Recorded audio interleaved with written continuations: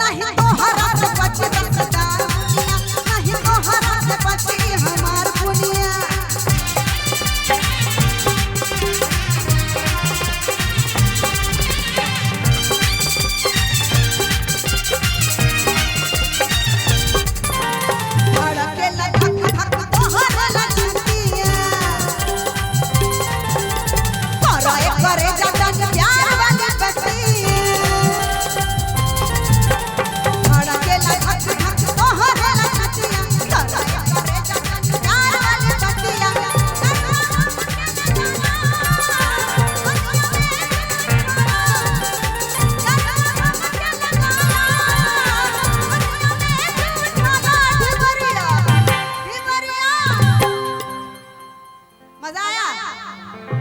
देखिए सर, कलाकार ना बहुत क्या बोलते हैं, बहुत भावुक होते हैं, है ना।